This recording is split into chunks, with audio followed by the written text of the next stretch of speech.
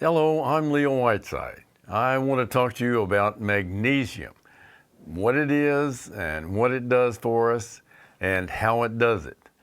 And at the outset, I want to encourage you to learn about this incredible material and use your knowledge to take care of yourself. Now, I'm going to talk to you about how this is your responsibility and why you cannot rely on the medical profession to manage this or anything else about your strength, health, wellness, vitality, and youthfulness. That's just not the business they're in. Now, I'm an orthopedic surgeon, and I've spent most of my career treating arthritis of the hip and knee. But I studied biology and chemistry in my pre-medical studies, and I still do. And during medical school, I worked in the neurophysiology research laboratory and published in topics related to electrophysiology of the brain, and I still stay up to speed to a certain extent in that endeavor. Early in my orthopedic surgery career, I established the Missouri Bone and Joint Research Foundation, and my co-authors and I have published hundreds of scientific articles and book chapters related to bone and joint physiology, healing of arthritic joints, and arthritis reconstruction. And my clinical practice has been primarily involved in total hip and knee replacement. And my contributions to the literature have been in these areas. I found early in my career that patients were not well conditioned, not well nourished, and that many had clearly apparent nutritional deficiencies, and their primary care physician had not done a thing about this vital part of health.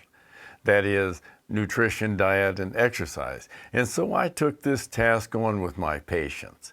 And after a discussion about nutrition and supplements for about an hour in my office, started them on a group of 5 supplements that are essential for vitality and healing, and as much as possible on a grain-free and sugar-free diet.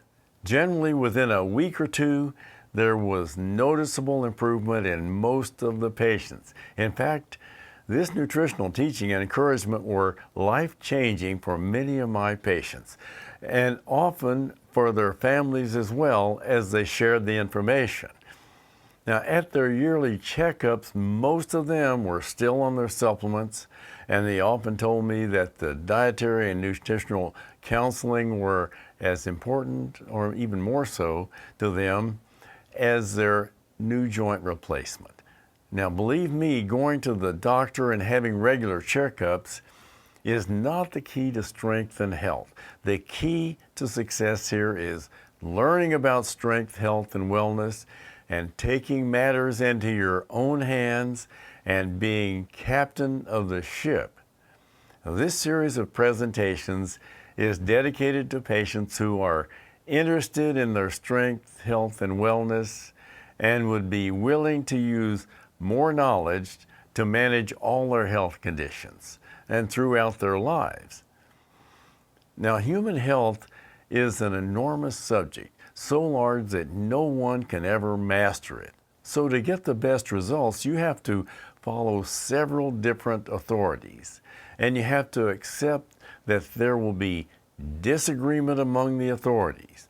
And as you follow them, you will find that even the experts have to change their mind as new developments occur and their education improves. And you will also find that you occasionally have to change your mind on an important concept. But that's just fine. Just remember, if you cannot change your mind, you cannot learn. Together we can do a lot.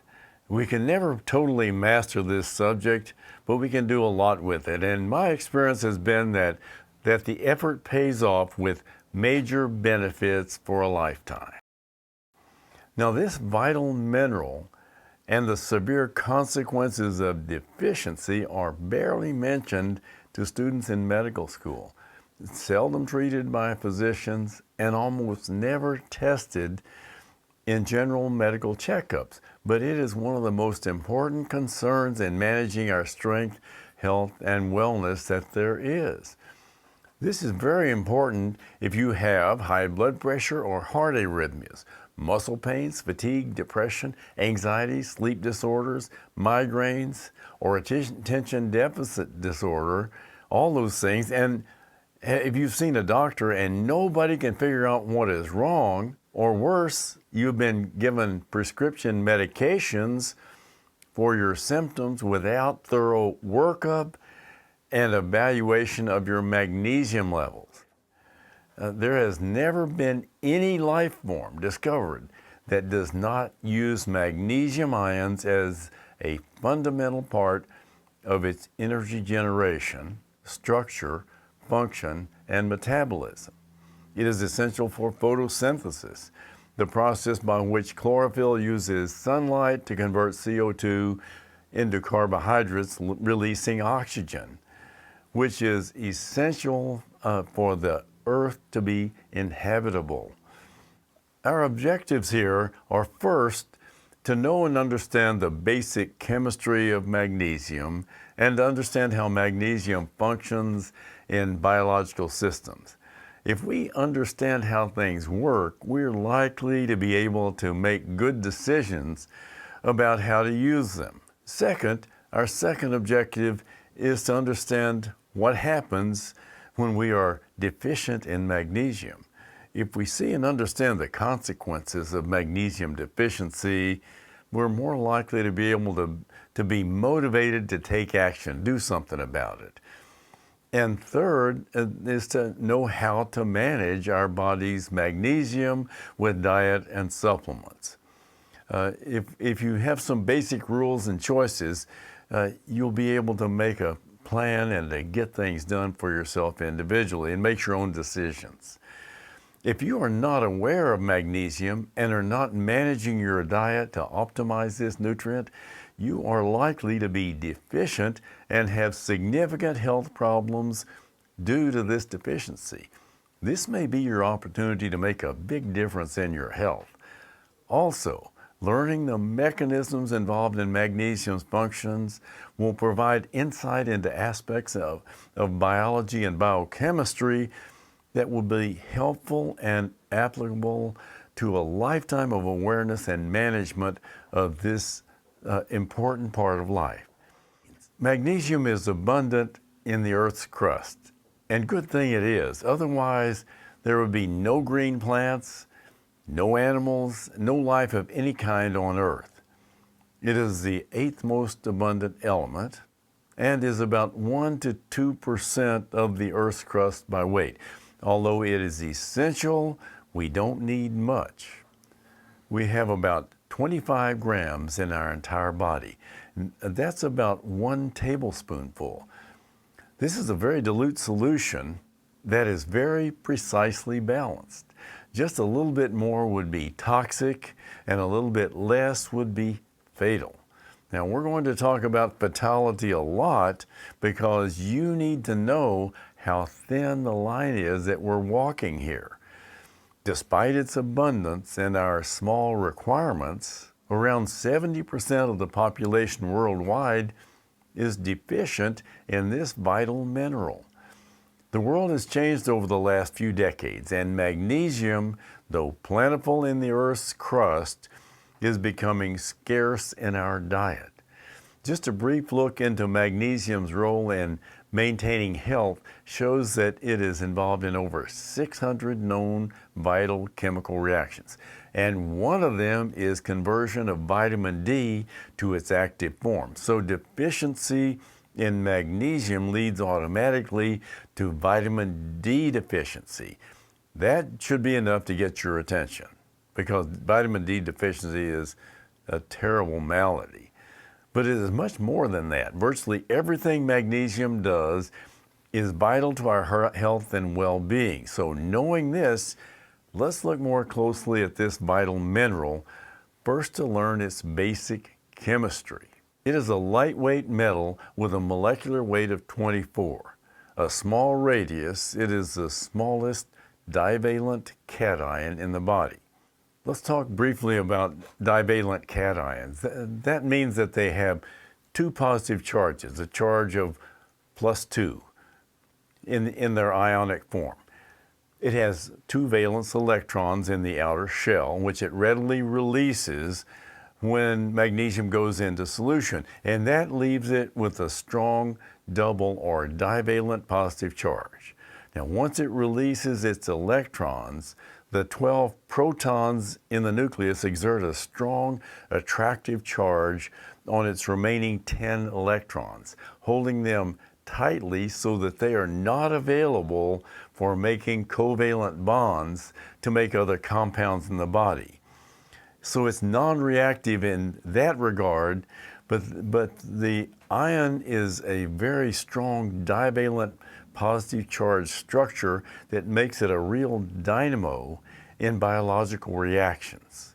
It is small, so it can get into small spaces in complex molecular structures, and it is highly charged, so it can form strong ionic bonds.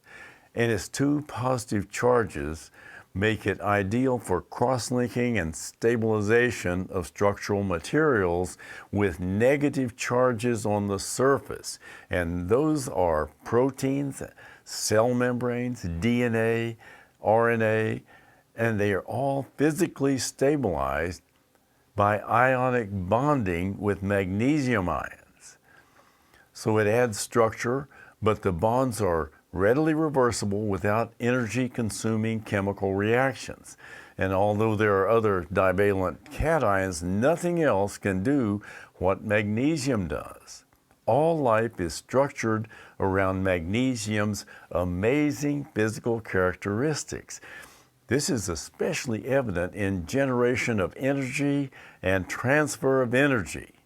Okay, so to learn how magnesium works for us in producing and transferring energy, we need to understand some of the basics of physiology.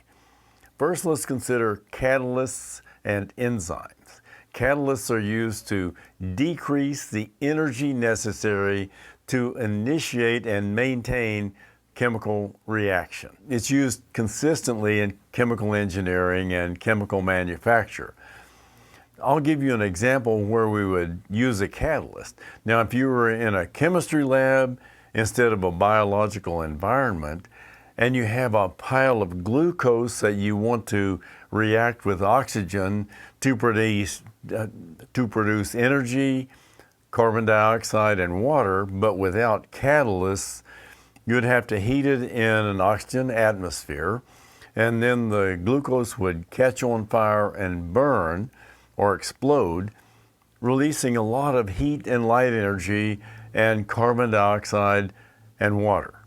And of course, if this happened in your body, you would be on fire. In a biological system, it has to be done a lot differently. In biological systems, everything is kept at narrow ranges of temperature, acid-base balance, oxidation reduction potential, and ionic composition of the local environment. In biological environments, we must have catalysts, and these catalysts are enzymes. Enzymes are large, complex protein molecules. These enzymes decrease the energy required for a chemical reaction to occur. In order to work, these enzymes must have cofactors to shape them and position them. That is what magnesium does. And when these chemical reactions produce energy, this is done in very small steps, producing an adenosine triphosphate, or ATP, molecule with each step. This is a representation of an ATP molecule. And this diagram shows a magnesium ion involved with its phosphates. And this is a very important part of what magnesium does. We'll discuss this important relationship between magnesium ions and ATP shortly. So back to our example of oxidizing glucose. In a biological environment, things must be very stable and smooth. You can't be exploding or burning anything in there. First, the glucose is converted to smaller molecules with a series of reactions that use enzymes as the catalysts and use ATP as the carrier of a very small packet of energy. Then these smaller molecules are run through a series of reactions, all catalyzed by enzymes, and each step then produces an ATP molecule with its energy stored and ready to use. And finally, all that is left is carbon dioxide and water molecules. The ATP that is generated is far more than the small amount of energy expended to start this process. Each ATP energy packet is stabilized by a magnesium ion. It is then used in other reactions catalyzed by enzymes to produce products to generate more energy. These enzymes are complex protein molecules, and they must be shaped specifically to match the substrate and positioned and stabilized to execute the reaction. And all of that is exactly what the magnesium ion is needed for. And once the reaction is completed, the enzyme is released unchanged to repeat its function as a catalyst over and over all the time. And so are the magnesium ions. They work kind of like a catalyst. They are also released unchanged to participate in all the enzymatic processes that are ongoing. But a magnesium ion stays with each ATP molecule to stabilize it until it is used to transmit energy or be involved in other reactions. Then it helps this reaction as well, shaping the phosphate group of the ATP and using its divalent positive charge to make the reaction possible with minimal loss of energy. Once that is done, the magnesium ion is released and it is free to repeat its function. Magnesium ions are used as the cofactors for virtually all the enzymes in energy-generating reactions. And it also chaperones the phosphates of the ATP molecule as it is used in other reactions. The very energy that makes us alive is totally dependent on this ion. So if magnesium is deficient, everything is deficient, and pretty soon everything stops. Yes, sudden death is one of the major symptoms of magnesium deficiency. Now let's talk about another very important process of being alive and well. Let's talk about oxidation. What we have just discussed is glycolysis, the Krebs cycle, and oxidative phosphorylation, the process by which glucose is oxidized, the process that extracts energy from our glucose and keeps us alive and well. We've discussed how magnesium is involved in the action of enzymes that make this process possible in a biological environment. Now let's discuss how we make it safe. Another example. When we run a car with an internal combustion engine, oxidation of the fuel is kept very closely controlled in the combustion chambers of the engine. This process produces all sorts of things that would damage us if we were not protected. But we are protected, and the oxidation process and all of its byproducts are kept completely away from us. We also need protection from the oxidation process and its byproducts in our own bodies. The oxidation that produces the energy that keeps us alive and well is in every cell in our body, in the mitochondria. It occurs in the cytoplasm and especially in the membranes of the mitochondria. Each of us has about 100,000 trillion mitochondria. These tiny generators produce the energy that keeps us alive. And of course, they also produce products that are destructive. The reactive oxygen species, such as the hydroxyl radical and superoxide and nitric oxide, they must be meticulously controlled and moderated to prevent oxidation and destruction of enzymes and substrates that are necessary for our life and well-being. Now, just like steel instruments and implements that must be kept oiled to prevent rusting, our biological mechanisms must be protected from oxidation. That requires a complex system, and magnesium is a very important part of that system, which keeps our oxidative biochemical machinery from rusting. And it also keeps that oxidative system from burning us up. That oxidative system must be modulated, and magnesium modulates and stabilizes everything. Magnesium is not an antioxidant substance itself. It does not directly neutralize reactive oxygen species, but it is a cofactor for the enzymatic reaction that produces glutathione, which is the master antioxidant. And it is a cofactor for many enzymatic reactions that produce many other antioxidants. Magnesium is the one element that keeps everything cool as it runs. So it is not surprising that deficiency in magnesium creates an oxidative state, which is a major cause of diseases of aging and decreased lifespan.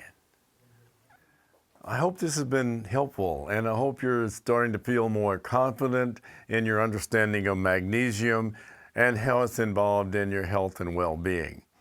If you like this presentation, please click the like button and subscribe, and I'll see you next in our next presentation on magnesium.